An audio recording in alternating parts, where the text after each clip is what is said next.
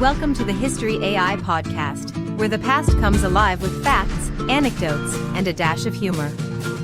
Here are your hosts, Chuck and Marco.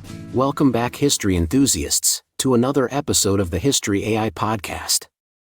I'm your host, Chuck, joined as always by the man who knows more about historical battles than anyone I know, Marco. How's it going, Marco? Hey, Chuck. Doing great, thanks. Excited to delve into a rather unique piece of history today. And by unique, I mean deliciously named, but not so delicious in its consequences. That's right, folks. Today, we're serving up a full course on the Pastry War. A conflict that might sound like a food fight but was actually a significant military engagement between Mexico and France in the late 1830s. So Marco, ready to slice into this one? Absolutely, Chuck. But before we get into the meat of it, let's set the table with a bit of context about the world at that time. Picture this, the 1830s.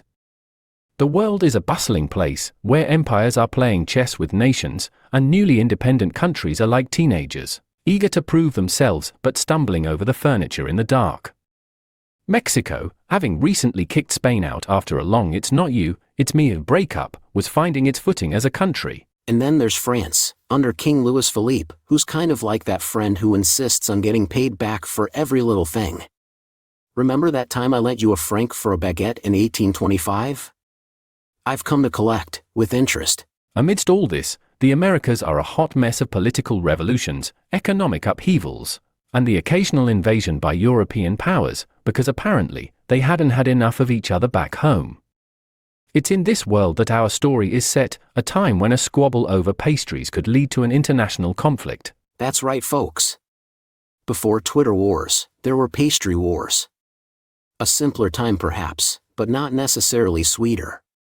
So, grab your favorite dessert, and let's dig into the deliciously complicated tale of the pastry war. The spark that lit the oven of the pastry war wasn't a grand act of aggression or a declaration of ideological differences.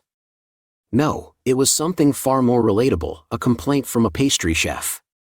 Imagine a French chef, apron dusted with flour, waving a rolling pin in outrage as his bakery in Mexico City gets ransacked not by customers craving his croissants, but by Mexican officers during a riot. Right, and this chef, Monsieur Remontal, was not about to let his creme brulee be smashed without recompense.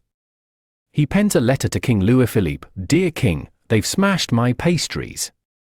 I demand justice, and 600,000 pesos. The amount he asked for was, let's just say, a bit rich for Mexico's taste at the time. Now France, seeing an opportunity to flex its muscles and maybe secure a sweet deal, took this bakery brawl to the highest levels. It wasn't just about the pastries, there were other grievances too, like unpaid debts and damages to French properties during Mexico's tumultuous teething phase post-independence. But it's the bakery incident that gets all the press, because who doesn't love a story that involves dessert? So France, under the guise of protecting its citizens' rights, and perhaps the sanctity of French cuisine, issued an ultimatum to Mexico, pay up, or we're coming over. And Mexico, already dealing with its internal squabbles and economic woes, was like, seriously? Over pastries? But alas, this wasn't a baking dispute that could be settled with a bake-off. No, this was the 19th century, and things escalated quickly. France, with its navy, blockades Mexican ports, essentially putting Mexico in a culinary headlock. Pay the chef, they said, or no more imports for you. And that, dear listeners, is how a dispute over a ransacked bakery led to an international conflict. It's a reminder that in history, sometimes the smallest spark can ignite the biggest fires, or in this case, bake the most significant pies. Once the French Navy arrived at Mexico's doorstep, it was clear this wasn't going to be settled by a friendly kitchen debate over who makes the best éclairs. France was ready to turn up the heat, blockading Mexican ports faster than you can say soufflé collapse. Mexico, on the other hand, found itself in a pickle, or should we say, a flambéed fruit tart. President Anastasio Bustamante, probably wondering how disputes over pastries escalated to naval blockades, had to rally a nation that was as divided as a pie chart at a budget meeting. The French objective was as clear as the glass on a perfectly baked tart tatin: compel Mexico to fork over the dough, both for the pastries and other damages. They were ready to sprinkle their military might all over Mexico's coastline like confectioner's sugar on a beignet. But Mexico wasn't about to let their cake be taken and eaten too. Despite being outgunned and underfunded, the Mexican spirit was as fiery as a well-flambéed crepe Suzette. The defense of Veracruz in particular showcased Mexico's determination not to crumble under pressure. Speaking of Veracruz, the French thought they'd batter down the city's defenses like a chef kneading dough. But the Mexicans, led by General Santa Anna, whipped up a resistance that was more stubborn than a meringue peak in a humid kitchen. Santa Anna, in fact, would later become more famous, or infamous, depending on who you ask, for other parts of Mexican history. But during the Pastry War, he was the master chef of defense, orchestrating a recipe for resistance that left the French tasting the bitter flavor of frustration. This culinary conflict wasn't all savory for Santa Anna though. In a skirmish that could only be described as half-baked by the fates, he was hit in the leg, which later had to be amputated. They say he gave his leg the same honors as a fallen hero, which is either deeply patriotic or an early example of extreme meal prep. Through sieges, naval blockades, and the occasional sprinkle of heroism, the Pastry War was a reminder that even the smallest disputes can escalate into full-blown conflicts. And while the French might have had superior firepower, the Mexicans had a secret ingredient: unyielding national pride. So, as the smoke cleared from the battlefields and the ovens cooled, both sides took a moment to reassess. Was all this fuss really worth it over some pastries? History would suggest not, but then again, history has never tasted a perfectly crafted French pastry. In the kitchen of conflict, every chef has their signature dish. For the French, it was the naval blockade, a recipe designed to starve Mexico into submission. Think of it as putting a tight lid on a pot to prevent the steam from escaping, except the steam was Mexico's economy. And then there's General Santa Anna, Mexico's answer to a celebrity chef with a flair for the dramatic and a penchant for theatrics. Known for his later roles in Mexican history during the Pastry War, he was more like the head chef refusing to let anyone else in the kitchen, even if his cooking methods were, let's say, unconventional. Santa Anna's defense tactics were akin to throwing everything but the kitchen sink at the French. When the French bombarded Veracruz, Santa Anna orchestrated a defense that was part improvisation, part desperation, and entirely audacious. It's like he was trying to make a soufflé rise in a tornado. Somehow, it held up longer than anyone expected. But it wasn't just about the big names. This conflict was seasoned with tales of unsung heroes, those line cooks of the military world, if you will.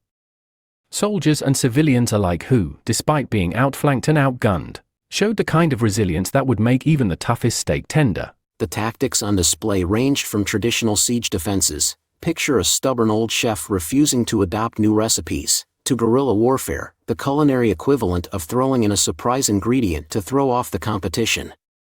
Mexico might not have had the firepower, but they had the home field advantage and knew how to use it. The French, for their part, relied on their superior navy and military training, much like a classically trained chef relies on technique and presentation. Yet, for all their precision and planning, they found the Mexican spirit harder to digest than they anticipated. And let's not forget the aftermath of Santa Anna's leg incident. The man threw a funeral for his own leg, complete with full military honors. If that's not adding a dash of theatrics to the stew of history, I don't know what is.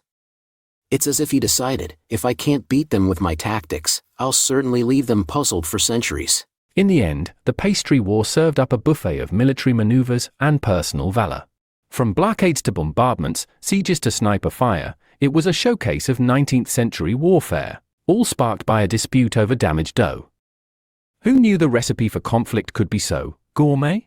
And while the tactics may have been varied, the outcome was a testament to the fact that sometimes, the underdog has enough spice to make the meal unforgettable.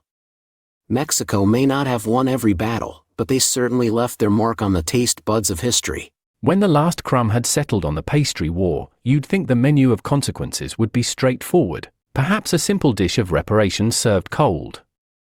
But the aftertaste of this conflict lingered longer and was more complex than a mole sauce with a secret ingredient. Indeed, Mexico, having been put through the culinary blender, was left with a hefty bill, the 600,000 pesos demanded by France.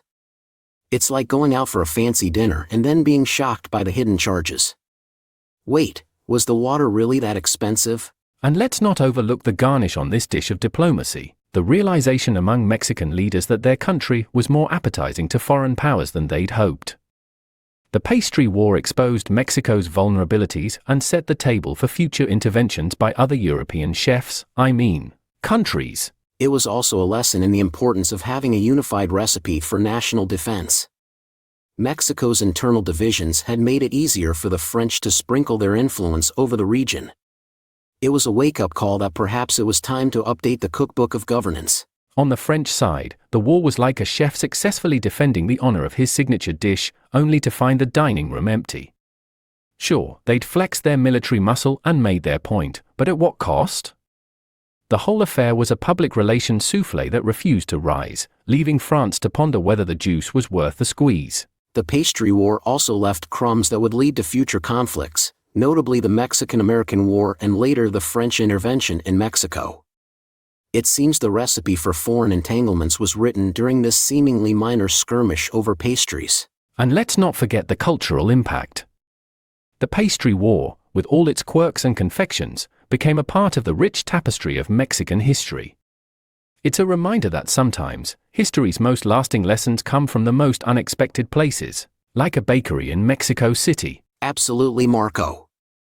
The Pastry War showed that even the smallest spark, a dispute over pastries of all things, can ignite a firestorm that changes the course of a nation. It's a slice of history that proves the pen, or in this case, the pastry bag, can be mightier than the sword. So, as we digest the lessons of the Pastry War, let's remember that history often serves up surprises, and it's our job to savor each bite. After all, who knows what other deliciously complex stories await in the oven of the past? As with any conflict, the Pastry War had its share of casualties. While it may not have been a full-blown banquet of battle, the losses were more than just a spilled milk situation.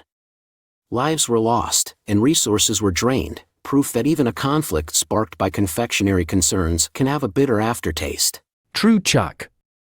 It's like when you're experimenting in the kitchen and end up burning the roast. Except, in this case, the roast is national pride, and the kitchen is an entire country. The human cost, while not as extensive as in other historical conflicts, was a stark reminder of the war's seriousness, despite its seemingly trivial origins. And let's not forget the financial toll. Mexico was left to foot the bill, which, in the grand scheme of their economy, was like being forced to order the most expensive dish on the menu when you're not even hungry.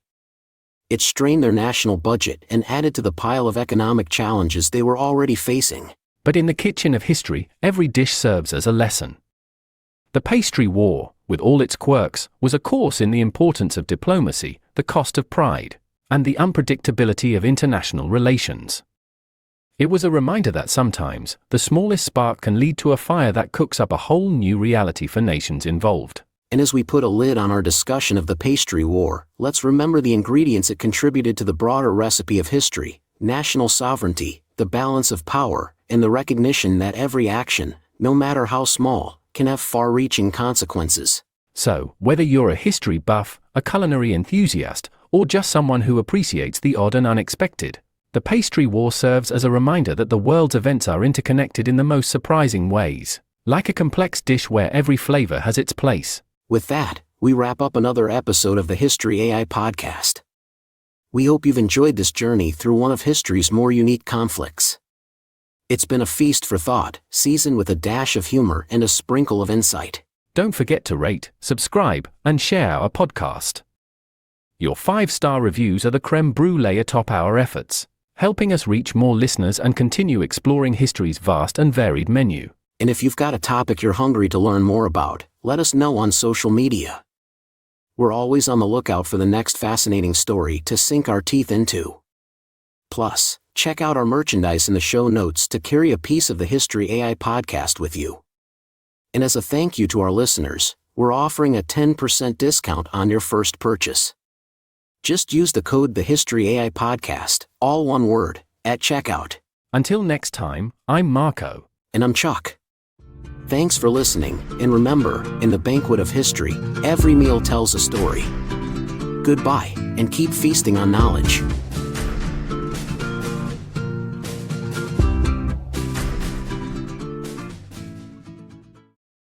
Step into the thrilling world of sports betting with the starting line, an introduction to sports betting. Whether you're a beginner or simply curious, this comprehensive guide takes you from the basics to the advanced. Learn to decode odds, develop winning strategies, and bet responsibly. Get your copy now and transform every game into an adventure. The starting line is your first step towards mastering the art of sports betting. Available on Amazon.